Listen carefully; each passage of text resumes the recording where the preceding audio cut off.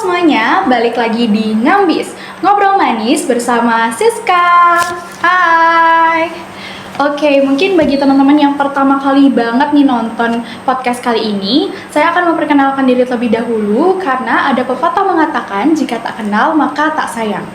Saya Niputu Siska Juliantini, akrab dipanggil Siska, dan saya merupakan mahasiswi aktif semester 1 dari Universitas Pendidikan Ganesha di Fakultas Ekonomi Program Studi S1 Manajemen. Dan saya yang akan memandu podcast kali ini dalam beberapa waktu ke depan.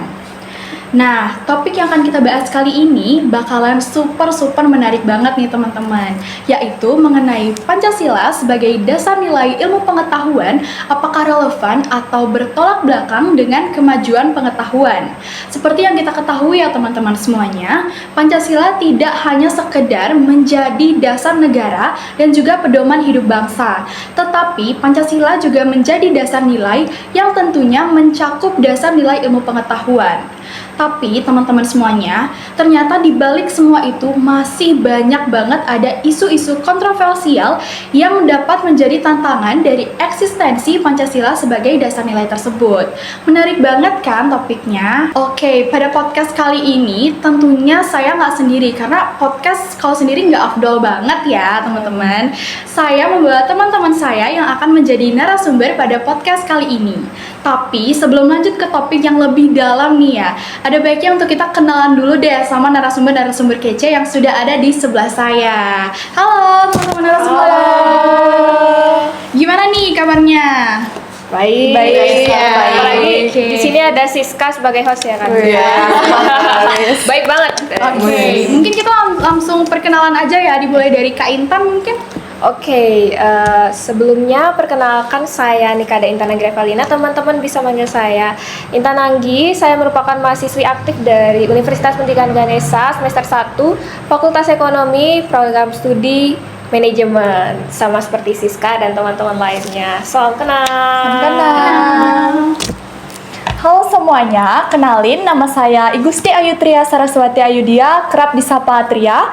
Saya merupakan mahasiswa aktif semester 1 dari Fakultas Ekonomi jurusan Manajemen. Salam kenal semuanya. Halo Tria. Oke, kenalin aku Igusti Diah Pramasuri Devi, biasa dipanggil Diah atau Gedia. Aku mahasiswi aktif semester 1 dari Fakultas Ekonomi, jurusan Manajemen. Salam kenal semuanya. Nah, oke, karena tadi kita udah perkenalan dan kebetulan ya kita semua ini satu prodi nih teman-teman. Gimana nih, banyak banget orang yang bilang katanya kalau manajemen itu santai banget. Itu relate gak sih? Waduh. Gimana nih? Gitu ya. Nanti kalau bilang sulit Nanti yang semester juga. terakhir Aduh. baru semester 1 nih gitu ya Iya. kan. Mungkin dari siapa dulu nih? Dari aku kali ya? Ya, boleh. Boleh banget. Ya dari aku sendiri sih takut ya bilang langsung sulit gitu. Nanti dijulitin ya. Oke, sebenarnya masih santai-santai aja sih, bener sih. Tapi ya namanya mahasiswa pasti ada aja yang namanya tugas Iya. gitulah ya.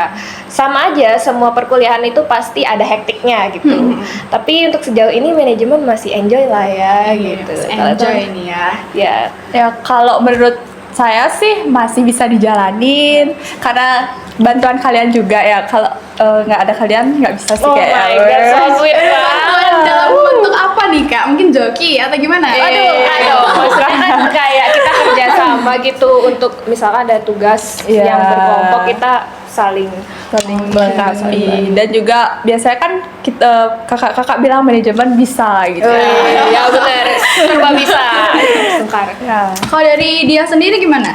Oke, menurut saya itu manajemen ya seperti itu ya, santai ya. Karena kita juga masih awal nih, masih semester 1 ya kan. iya, benar-benar. Masih pengantar semua nih. ada Iya, pengantar. benar-benar matkulnya pengantar, Iya, yang masih pengantar semua. akuntansi, pengantar manajemen Iya. gitu. Tapi kita juga belajar gini, mata kuliah wajib juga sama kayak teman-teman fakultas lainnya gitu lah ya. Misalkan ada bahasa Inggris gitu, Iya, benar banget. mata kuliah umum dan Pancasila. Iya. gitu. Nah, tadi kan Kak Intan sendiri udah menyinggung tentang Pancasila nih ya. Tentunya hal ini benar-benar relevan banget dengan topik kita kali ini. Tapi bedanya, topik kita kali ini bakal lebih spesifik nih, membahas tentang sisi nilai ilmu pengetahuan yang ada di dalam Pancasila. Oke, membahas tentang ilmu pengetahuan nih ya. Tentunya kan berkaitan dengan paradigma nih. Nah, menurut teman-teman paradigma itu apa sih dan bagaimana definisi dari paradigma itu sendiri? Mungkin dari Kak Intan atau dari Tria atau dari dia? Mungkin dari aku dulu ya, karena boleh, dari boleh. paling sini ya. Boleh. Biar berurutan gitu. Iya. Oke. Paradigma. Kalau aku sebagai Gen Z dengar paradigma tuh gimana ya? Definisinya kalau dari bahasa Inggris gitu kali ya, yang Oke. diserap dari kata Latin. Paradigma itu kalau nggak salah artinya pola, model atau pola. Jadi ada hubungannya sama kerangka gitu lah ya bilangnya. Jadi ini paradigma bagi aku sendiri sih itu sebuah konsep. Bisa jadi keyakinan, konsep, atau cara seseorang memahami sesuatu gitu. Yang dimana paradigma ini lama-kelamaan kan karena dia kerangka, kalau kita mikir gitu kan jadi kerangka berpikir gitu kan ya. Nah kerangka berpikir ini tentunya akan menimbulkan atau menghasilkan satu ilmu. Nah jadi paradigma itu makanya dia ada kaitannya sama ilmu pengetahuan. Ya, jadi dari kerangka berpikir terciptalah ilmu pengetahuan. Mungkin itu yang aku tahu. Kalau dari saya tidak jauh dari Intan, kalau paradigma itu menurut saya sekumpulan asumsi atau teori umum yang diterima sebagai dasar metode dalam penerapan ilmu pengetahuan itu sendiri. Oke, kalau menurut saya sendiri, jadi pengertian paradigma itu sudah dijelaskan sebelumnya oleh teman-teman secara lengkapnya, di mana paradigma itu merupakan sebuah kerangka berpikir. Nah, istilah paradigma ini sering kita dengar ya, dan juga paradigma ini di dalam KBBI memiliki banyak makna. Jadi yang pertama, paradigma itu bisa berarti daftar bentuk-bentuk kata yang ditujukan dalam merangkai suatu kata. Lalu yang kedua, di mana paradigma itu biasa disebut sebagai model di dalam ilmu pengetahuan. Dan juga yang ketiga yang paling kita tahu nih, ya di mana paradigma itu cara bagaimana kita berpikir ke depannya. Nah, ada nih salah satu tokoh penting yang bernama Thomas S. Kuhn, yang dimana beliau ini mengembangkan konsep paradigma ini menjadi ilmu pengetahuan, jadi seperti itu. Oke, nah tadi kan Kak Intas nih udah membahas tentang kerangka berpikir ya. Nah, bisa dijelasin lagi nggak? Karena aku masih kurang paham gimana sih maksud dari kerangka berpikir itu. Oke, kerangka berpikir. Nah, ini sebenarnya kurang lebih kayak paradigma juga sih, tapi paradigma ini asal-usulnya dari kerangka berpikir gitulah ya bisa dibilangnya. Jadi kerangka berpikir itu bagaimana seseorang memahami atau menganalisis suatu hal yang ada di sekitarnya atau di dunia sehingga itu akan menghasilkan tindakan dari pemikiran-pemikirannya. Jadi setelah dia menganalisis, nah itulah yang akan dia yakini untuk melakukan suatu tindakan selanjutnya gitu. Jadi istilahnya kerangka berpikir itu kayak seseorang gimana sih seorang memandang sesuatu gitu lah ya, memahami sesuatu gitu lah ya. Sama mungkin aku sedikit kaitin sama Pancasilanya kali ya. Mungkin kerangka berpikir itu bagaimana sih ketika seseorang memandang Pancasila itu seperti apa gitu. Oh gitu, berarti Iya. cara pandang kita Iya, ya. cara pandang Oke. kita. Nah, tadi kan kita udah tahu nih berarti tentang definisi dari paradigma. Setahu saya nih ya, paradigma itu benar-benar ada kaitannya sama paradigma ilmu pengetahuan. Yang dimana ilmu pengetahuan ini akan mengalami perkembangan yang salah satu contohnya adalah perkembangan ilmu pengetahuan dan juga teknologi. Atau biasa kita tuh kenalnya dengan iptek gitu. Iptek, iya, benar. Nah, tentunya ilmu pengetahuan dan teknologi ini sangat menjadi kebutuhan yang benar-benar penting banget, bukan cuma buat kita aja ya, tapi benar-benar buat masyarakat luas dalam menjalankan pekerjaan dan juga memenuhi kebutuhan hidupnya. Nah, menurut teman-teman narasumber nih, apakah menjadikan Pancasila sebagai paradigma perkembangan iptek itu merupakan hal yang relevan dan juga gimana sih tujuan kedepannya dari adanya hal ini? Oke, kalau dikaitkan Pancasila dengan perkembangan ilmu pengetahuan dan teknologi ya.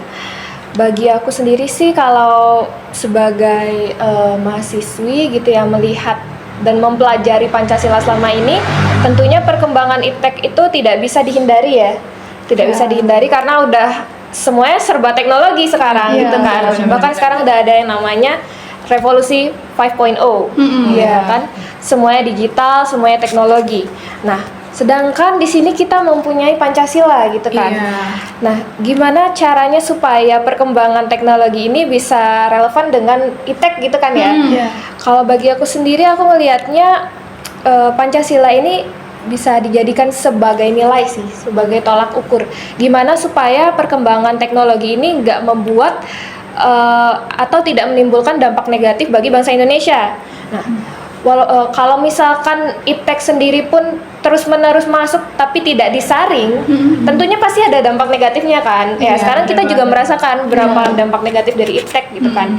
Nah, disinilah peran Pancasila gitu dalam pengembangannya, yaitu semuanya harus diukur juga dari sila-sila yang tercantum pada Pancasila. Jadi harus sesuai dengan sila-sila dari Pancasila supaya mengurangi dampak negatif dari si IPTEK ini, supaya bisa menjamin kesejahteraan dan juga melindungi hak-hak dari warga negara Indonesia gitu. Karena Pancasila sendiri itu sesuai dengan nilai-nilai luhur yang ada pada bangsa Indonesia. Mungkin itu. Oke. Nah, untuk peran-perannya mungkin teman-teman di samping aku ini kayaknya lebih tahu ya. Ya. Mungkin aku sedikit menjelaskan. Menurut peran Pancasila sebagai IPTEK itu ada dalam sila pertama, yaitu ketuhanan yang Maha Esa, di mana pada sila ini menekankan pada penerapan ilmu pengetahuan yang mempertimbangkan aspek rasionalitas, maksudnya dalam melalui perpaduan akal, perasaan, dan kehendak. Selanjutnya, kemanusiaan yang adil dan beradab. Nah, pada sila kedua ini berperan sebagai landasan moral bagi individu dalam perkembangan IPTEK. Mengapa demikian? Karena IPTEK ini pada dasarnya merupakan bagian dari budaya manusia yang bertujuan untuk kesejahteraan bersama. Oke, saya lanjut mengenai peran Pancasila sebagai paradigma perkembangan IPTEK. Nah, pada sila ketiga yaitu Persatuan Indonesia, yang dimana menegaskan rasa nasionalisme yang relevan dalam perkembangan IPTEK. Nah, menciptakan rasa semangat persatuan dan persaudaraan yang tentunya sejalan dengan kemajuan ilmu dan teknologi. Nah, lalu pada sila keempat yaitu kerakyatan yang dipimpin oleh hikmat kebijaksanaan dalam permusyawaratan perwakilan. Nah, jadi menegaskan bahwa perkembangan IPTEK itu harus menghormati yang namanya demokrasi. Nah, kita sebagai warga negara memiliki kewajiban dan di mana menghormati kebebasan individu lain. Lalu ada juga menerima kritik yang mendukung ataupun membangun, dan juga serta terbuka terhadap saran yang diberikan dengan tujuan demi kemajuan bersama. Lalu pada sila kelima yaitu keadilan sosial bagi seluruh rakyat Indonesia, di mana menekankan perlunya ada kemajuan IPTEK untuk menjunjung tinggi prinsip kesetaraan dan keadilan demi keberlangsungan hidup bersama. Jadi seperti itu. Oke, kita next ya. Tentunya kan kita nih udah belajar Pancasila dari SD ya teman-teman semuanya. Dan kita tuh juga udah sangat amat familiar dengan adanya pendidikan Pancasila. Nah, menurut teman-teman narasumber, gimana sih Pancasila sebagai dasar pelaksanaan sistem pendidikan nasional yang ada di Indonesia ini? Oke, dimulai dari saya lagi nih. Dari siapa Boleh, nih? biar bersih. Oke, tadi menyinggung mempelajari Pancasila sejak SD ya. Iya, benar banget. Pada pertemuan pertama waktu mata kuliah Pancasila, kalian ingat kan itu ada disinggung iya, juga. iya. Kenapa sih Pancasila dibahas lagi di perkuliahan? Oh, iya, benar banget. Kalian ngerasa nggak? Ngerasa. Ya, aku pribadi sih tentunya bingung gitu ya, tapi di sisi lain juga ada insight-insight baru. Kenapa? Karena supaya kita lebih kritis gitu ya terhadap isu-isu yang ada gitu, terutama Pancasila ini kompleks dan universal. Maksudnya permasalahannya cukup melingkupi banyak hal gitu lah ya, apalagi terkait ideologi. Nah, untuk itu sebagai sistem dasar pendidikan nasional ya tadi ya, Pancasila ini sebenarnya sih kalau dari pandangan aku ya, itu bisa lebih ke gini sih. Pancasila itu dijadikan sebagai dasar pendidikan supaya untuk bisa membentuk identitas Indonesia itu sendiri dan juga membentuk moralitas. Nah, gimana sih Pancasila kan dasar negara kita gitu kan, ideologi kita. Nah, kalau misalkan sumber dayanya itu moralitasnya tidak sesuai Pancasila, gunanya Pancasila itu apa gitu kan? Nah, dengan demikian makanya Pancasila ini sangat penting untuk diterapkan di pendidikan nasional karena untuk membentuk sumber daya bangsa Indonesia itu sendiri, supaya etikanya sesuai Pancasila, moralitasnya sesuai Pancasila, dan perilakunya sesuai dengan sila-sila yang ada di Pancasila. Gini itu. Mungkin bisa. Oke, baik. Saya akan menambahkan bagaimana peran-peran Pancasila di dalam pendidikan di Indonesia nih. Nah, pada sila pertama yaitu ketuhanan yang Maha Esa, di mana memiliki makna yang dalam bagi pendidikan nih. Dikarenakan pada sila ini menunjukkan bahwa Tuhan merupakan sumber dari segala rahmat dan karunia yang diberikan kepada manusia dalam mengembangkan ilmu pengetahuan nih. Lalu berperan sebagai panduan dalam membimbing para generasi muda kita nih untuk mengembangkan sikap pengabdian kepada Tuhan Yang Maha Esa. Nah, lalu pada sila kedua yaitu kemanusiaan yang adil dan beradab. Nah, sebagai petunjuk bagi para guru, dosen, dan tenaga pengajar lainnya dalam mendidik siswa maupun mahasiswa secara efektif dengan menekankan nilai-nilai kemanusiaan serta membangun rasa kemanusiaan yang adil dan beradab seperti itu. Oke, Tria bisa dilanjut. Oke, saya akan menambahkan yaitu pada sila ketiga, Persatuan Indonesia, di mana mengajak warga kampus untuk bersatu sebagai dosen dan mahasiswa walaupun berbeda agama, suku, dan ras.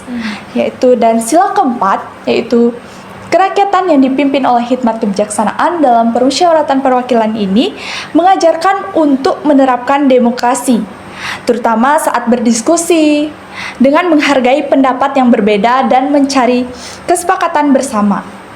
Selanjutnya, sila kelima yaitu keadilan sosial bagi seluruh rakyat Indonesia, bahwa seorang pemimpin harus bersikap adil terhadap semua anggotanya. Nah, dalam konteks Pancasila ini, sila kelima ini mengajarkan untuk tidak boleh membedakan antara kemampuan mahasiswa itu tersendiri. Oke, nah kita kan tadi udah membahas tentang bagaimana sistem pendidikan nasional yang ada di Indonesia ya. Sekarang aku tuh punya beberapa video isu-isu kontroversial yang bisa teman-teman narasumber saksikan, dan setelah itu mungkin teman-teman narasumber yang mau bisa menanggapi atau mau memberikan tanggapan boleh banget nih. Oke. Kita di play ya videonya. Membangunkan orang yang sudah meninggal. Pemirsa beriman, kematian adalah sesuatu yang pasti menimpa makhluk hidup di dunia, terutama manusia. Sudah menjadi ketetapan Allah bahwa setiap makhluk hidup di dunia pasti menemui ajalnya. Dalam Islam, orang yang telah meninggal mendapatkan hak yang harus dipenuhi, yakni dimandikan, dikafani, disolatkan, dan dikubur. Lalu bagaimanakah jika seseorang yang telah meninggal kemudian ia dibangunkan kembali? Bagaimanakah Islam memandang hal ini? Berikut pemaparannya. Pemirsa beriman, cryonic merupakan teknologi terbaru dalam dunia sains kedokteran yang bertujuan untuk menyelamatkan nyawa dengan melibatkan mendinginkan tubuh orang yang mati menggunakan nitrogen cair di mana pembusukan fisik akan berhenti, dengan harapan bahwa prosedur ilmiah di masa depan suatu hari nanti akan dapat menghidupkan kembali orang-orang ini dan mengembalikan mereka ke kesehatan yang baik. Penemunya adalah Robert Ettinger, seorang ilmuwan dan veteran asal Amerika Serikat yang berhasil menemukan metode atau teknik yang cukup mengejutkan ini. Prosedur pendinginan atau pembekuan fisik pasien yang rencananya akan dihidupkan kembali ini sangatlah tidak lazim dan cukup rumit. Pasien secara legal harus dinyatakan mati apabila jantung mayat berhenti berdegup, namun sel-sel di dalam otak masih dalam keadaan baik. Kemudian tubuh yang sudah mati tidak bisa langsung dimasukkan ke dalam alat pendingin.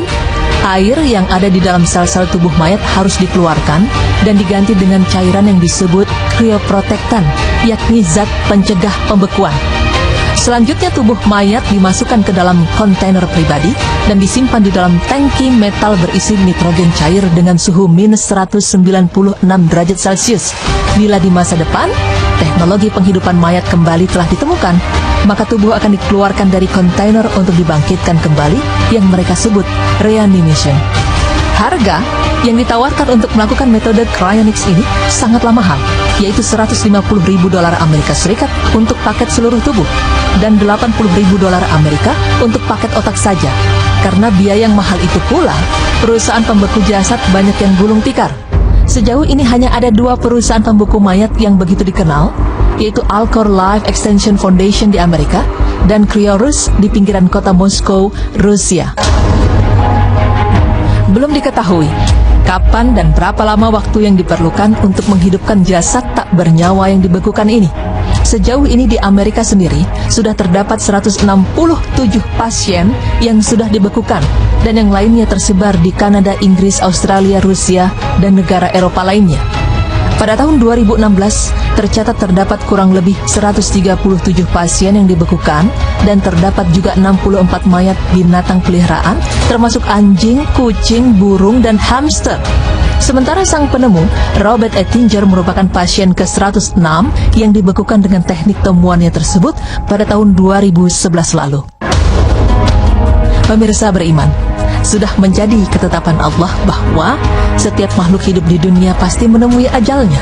Kematian tidak memandang umur maupun jabatan seseorang, dan kita tidak bisa mengelak ataupun mencegah kematian.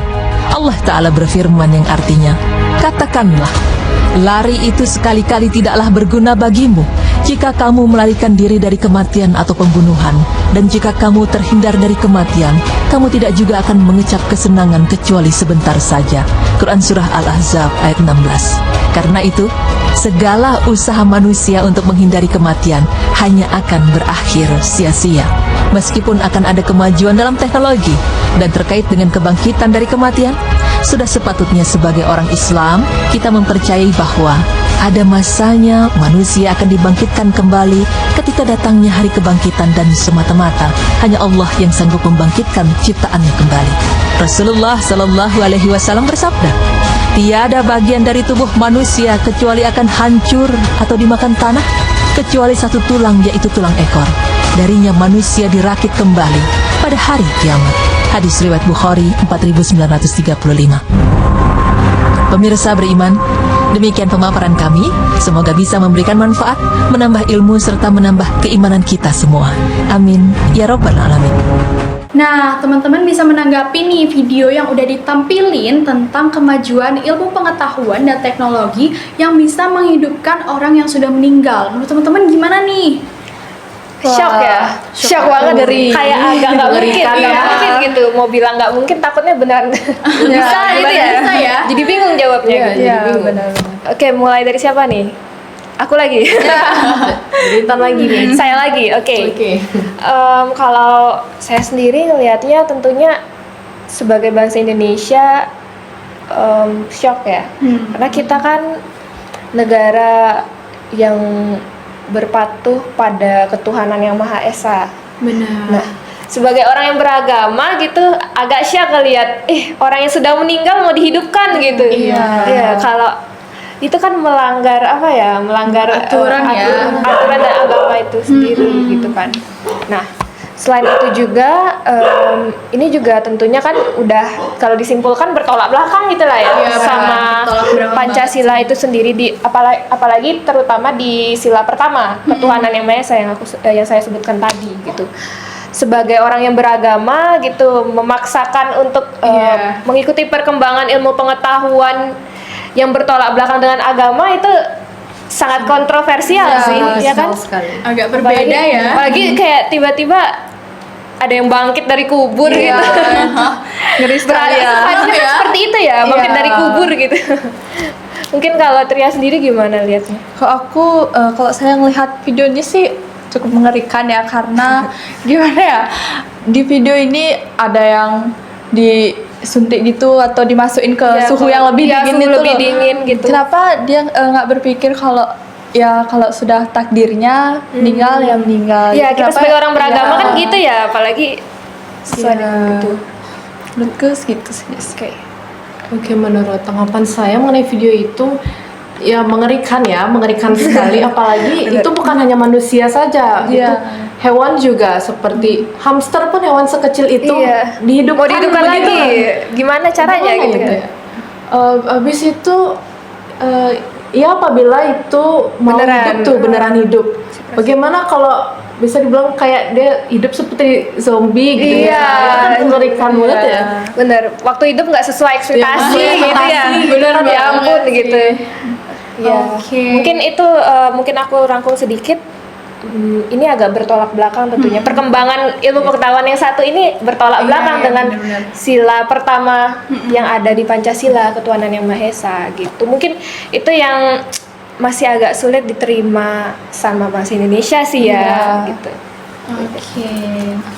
Kalau dari aku juga sih ngelihatnya juga agak benar-benar udah jauh banget sih rasanya. Iya, Karena iya, kan kita yang sebagai orang emang udah ditakdirin sama Tuhan kalau emang udah tidak ada di sini ya udah. Iya, gitu ya kan. udah. Emang udah seharusnya Iya. seperti itu.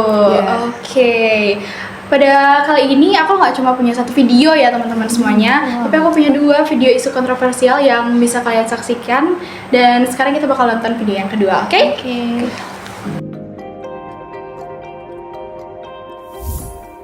Masih ingat dengan kasus F, anak asal Tasikmalaya yang meninggal karena perisakan? Ini bukan kasus baru, lantaran kasus semacam ini kerap kita jumpai di sejumlah daerah.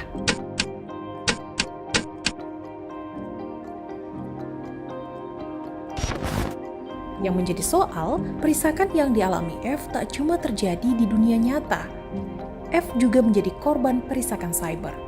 Karena rekaman perisakannya disebar ke grup WhatsApp dan media sosial. Cyberbullying adalah fenomena yang marak di era digital. Pada 2020, UNICEF menyebut 45% dari 2.777 responden anak yang ikut polling mengaku pernah menjadi korban cyberbullying. Tingginya angka ini dinilai tak lepas dari minimnya pemahaman orang tua atau guru terkait cyberbullying yang dilakukan atau menimpa anak dan murid mereka. Ketika kami mengadakan FGD bersama dengan multi stakeholders, baik itu sekolah, perwakilan sekolah, kemudian dari pemerintah dan juga dari NGO, ternyata isunya itu kenapa bisa sampai se-prevalence ini, karena ternyata ada gap yang sangat besar gitu di antara realita yang ada di tengah anak-anak dengan bagaimana orang dewasa menyikapi gitu. Misalnya isunya tuh kayak berlapis banget gitu loh, nggak cuman soal isu isu kayak mencegah cyberbullying gitu, tapi di atasnya itu ternyata kayak misalnya orang tua dan guru merasa kecolongan gitu, karena seperti yang kita tahu bahwa kebanyakan orang tua yang sekarang punya anak di usia sekolah dan juga guru, mereka ada di generasi yang berbeda dengan anak-anaknya gitu. Anak-anak sekarang sudah lahir sebagai generasi digital native, sedangkan orang tuanya dan juga guru-gurunya itu adalah digital immigrant. Selain karena gap generasi, Indonesia dianggap tak punya regulasi khusus untuk mengatasi persoalan cyberbullying ini. Perkara lain, bullying dan sejenisnya seringkali dianggap sebagai perkara sederhana. Situasi-situasi ini dianggap bakal melanggengkan perisakan baik di dunia cyber atau langsung.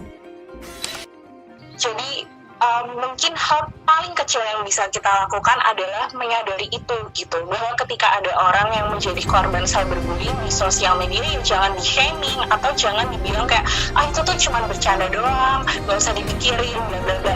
Itu jadi jadi membuat anak atau pelajar atau orang remaja atau bahkan orang dewasa kadang enggan gitu untuk kayak ngomongin aku jadi ini nih digangguin orang di internet gitu, karena gimana pun juga dampaknya itu juga sama-sama harmful-nya dengan dampak perundungan yang dilakukan di dunia nyata kayak gitu.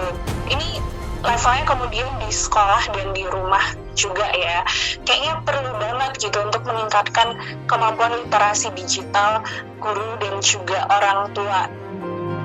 Nah, teman-teman bisa menanggapi ya dari video yang udah ditampilin tentang cyberbullying yang benar-benar berujung maut nih. Gimana menurut teman-teman semuanya? Baik, dimulai dari aku ya sekarang. Ya, boleh. Menurut aku tanggapan video tadi di mana cyberbullying itu sangat berbahaya sekali ya. Karena di sini juga orang tua itu memiliki peran penting di dalam tumbuh kembang bagi si anak. Dan juga apalagi di dalam ilmu pengetahuan bagi si anak. Nah, di dalam konteks Pancasila, terutama pada sila kedua yaitu kemanusiaan yang adil dan beradab, ini sebagai bukti bahwa Pancasila itu memiliki peran penting sebagai landasan ilmu pengetahuan, ya seperti itu. Mungkin bisa dilanjut. Oke, boleh. Nah, menurut saya cyberbullying yang tadi itu kadang dibilang orang-orang bilang itu masalah yang sederhana. Iya, benar-benar Tapi- disepelein gitu Iya, ya. benar. disepelein. Tapi nyatanya masalah ini sangat sulit untuk dipecahkan. Nah, setelah saya lihat video tadi, sampai anak itu berujung maut gitu ya, sangat miris banget di video tadi. Dan untuk itu perlunya pemahaman Pancasila yang telah dia sampaikan tadi, dan mungkin bagi anak di bawah umur itu untuk dapat membatasi sosial media.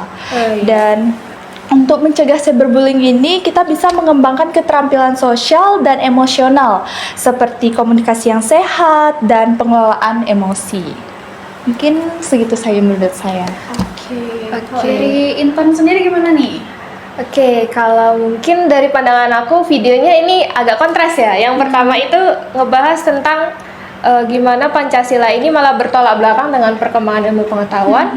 Kalau sekarang justru Pancasila ini harus menjadi dasar dari perkembangan ilmu pengetahuan itu sendiri, dari IPTEK itu sendiri. Karena kalau yang saya lihat tadi dia sama Tria udah jelasin, itu ada sila kedua yang nggak diterapin nih, yang misalkan nih ada cyberbullying. Udah jelas dong cyberbullying itu nggak mengamalkan sila kedua ya, kemanusiaan yang adil dan beradab. Sedangkan orang-orang di sebutannya kan netizen gitu ya, dengan gampangnya ngetik yang jahat gitu ya. Emangnya itu adil bagi orang lainnya? Emangnya itu beradab? Gitu ya. Dengan mengetik kata-kata yang jahat, emangnya itu beradab? Tentunya enggak ya. Itu sih yang menjadi concern dari aku, karena Pancasila ini sebenarnya juga harus diterapkan sih. Sangat relevan dengan adanya perkembangan IPTEK ini. Terutama kalau misalkan dampak-dampak negatif dari cyberbullying tersebut. Karena cyberbullying seperti yang dibilang sama Tria tadi disepelekan, tapi sebenarnya kalau yang menggunakan anak di bawah umur gitu ya, mereka pasti akan terpengaruh dan bisa aja berujung maut kayak yang tadi. Karena mereka belum mempunyai mental yang cukup, belum mempunyai gimana sih, apa istilahnya, belum bisa menanggapinya dengan baik gitu loh. Jadi tentunya Pancasila ini menjadi dasar dari harus dijadikan dasar dari pendidikan juga. Nah ini sih yang relevan dengan adanya perkembangan IPTEK. Mungkin itu sih. Tentunya cyberbullying ini benar-benar parah banget ya, karena kan dari adanya cyberbullying ini pasti bakal meningkatkan trauma yang ada di dalam diri seseorang tersebut. Teman-teman narasumber semuanya nih, ternyata kita sudah sampai di penghujung acara. Gak kerasa ya? Ini udah berapa menit? Gak terasa ya? Tapi dari podcast kali ini aku bisa mengambil kesimpulan bahwa Pancasila itu tidak hanya sekedar menjadi ideologi dan juga dasar negara Indonesia nih, tetapi juga dapat menjadi dasar nilai dari ilmu pengetahuan yang ada di Indonesia. Nah, dasar nilai yang dimaksud adalah dasar-dasar nilai yang menjadi tolak ukur kesesuaian ilmu pengetahuan dengan nilai-nilai luhur bangsa Indonesia. Nah, terkait dengan kesesuaian nilai-nilai luhur bangsa Indonesia, tentunya kemajuan ilmu pengetahuan seperti IPTEK dan juga kemajuan ilmu pengetahuan lainnya juga harus disesuaikan nih dengan sila-sila Pancasila. Maka dari itu, Pancasila juga harus tetap diterapkan dalam sistem pendidikan nasional supaya nih terbentuknya sumber daya manusia Indonesia dengan nilai luhur yang baik. Tapi dalam mengimplementasinya dan juga menyesuaikan perkembangan ilmu pengetahuan terhadap Pancasila tentunya mengalami relevansi dan juga tolak belakang karena adanya perkembangan zaman. Nah, walaupun adanya kontroversial tersebut dan juga banyak banget ada tolak belakang dari perkembangan ilmu pengetahuan ini, sebaiknya kita ya sebagai bangsa Indonesia, masyarakat bangsa Indonesia tetap berpegang teguh pada Pancasila, karena Pancasila ini masih menjadi dasar negara kita dan juga ideologi yang disahkan secara hukum yang ada di Indonesia. Setuju banget. Oke, nggak kerasa nih ya teman-teman semuanya, sayang banget kita harus selesai pada podcast kali ini. Dan saya mau berterima kasih banget kepada teman-teman narasumber semua karena udah bisa banget hadir pada podcast kali ini.